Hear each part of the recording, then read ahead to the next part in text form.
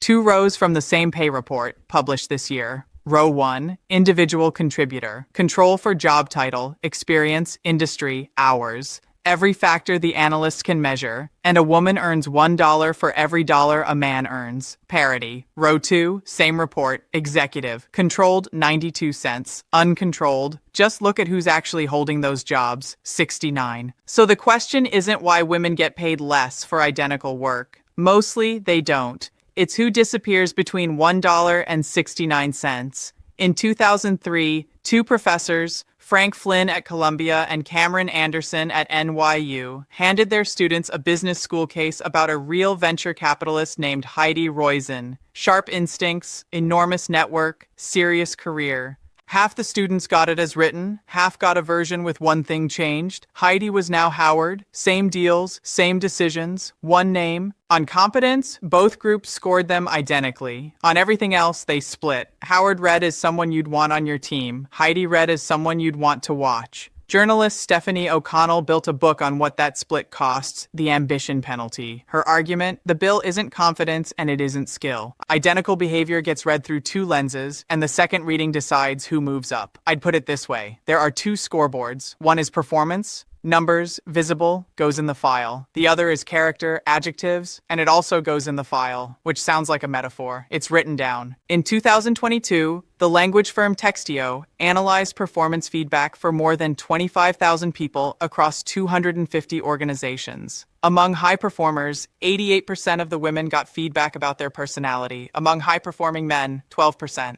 Same rating. One group got told what they achieved, the other got told how they came across while achieving it. Not a tech sector quirk either. Researchers analyzed roughly 81,000 US military evaluations on grades, fitness scores, and class standing. No gender difference. In the written comments, men were analytical and women compassionate. Men arrogant, women inept. Arrogant is a story about someone who's good. Inept is a story about someone who isn't. And it doesn't grade everyone alike. In that same data, black women got nearly 9 times as much unactionable feedback as white men under 40. Fine, says the standard advice. Push back, ask for more. Bowles, Babcock, and Lai tested that in 2007. Across 4 experiments, evaluators penalized women more than men for the act of starting a negotiation. The paper's subtitle is, "Sometimes it does hurt to ask." So it isn't that women don't ask. Asking is priced differently depending on who does it. And there's no exit. Assertive women read as competent and as difficult. So sounding like a leader fails a likability check the job runs quietly. In 2018, researchers tested empowerment messaging itself. It did raise the belief that women can fix workplace inequality. It also raised the belief that women are responsible for it, for causing it. So the advice didn't just fail. It moved the problem onto the person living it. Now, if I stopped there, I'd be doing the exact thing I'm complaining about, running one scoreboard, hiding the other. So, the strongest objection. Aren't there real differences in what men and women want? Yes, some, and they're measurable. The famous one is competitiveness. Women on average are less likely to pick a tournament pay scheme over a flat rate. A meta-analysis of 110 studies puts that gap at 13 percentage points. But look at its shape. That's about a third of the gap in the study everyone quotes, and it's concentrated in lab experiments with students on math tasks. Move to a field setting and it shrinks toward nothing. And across 46 meta-analyses, Janet Hyde found the variation inside each group is bigger than the gap between them. So honestly, the preference differences aren't zero.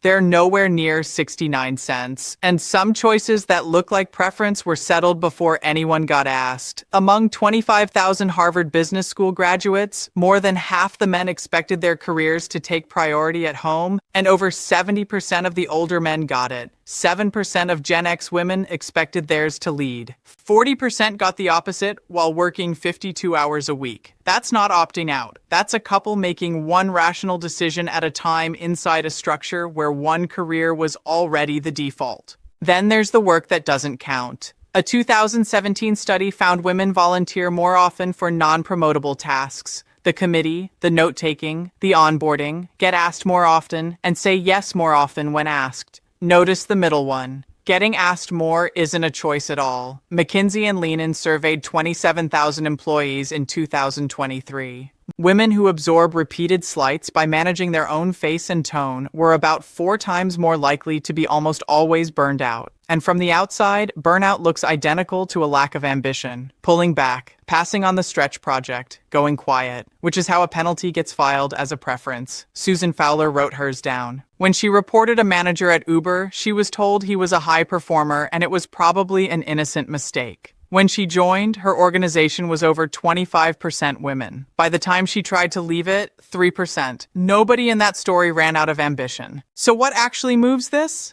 Not arguing. What moves people is exposure. In India, seats on village councils were randomly reserved for women. This gets overstated, so be precise. Villagers' stated preference for male leaders did not go away. What went away was the negative bias in how male villagers judged those leaders' effectiveness. And it took 2 rounds. The belief didn't move first. The exposure moved first. And the belief followed. The cleanest case is Norway.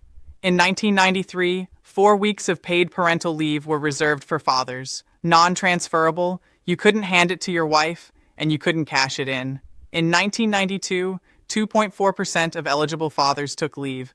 By 1997, over 70%.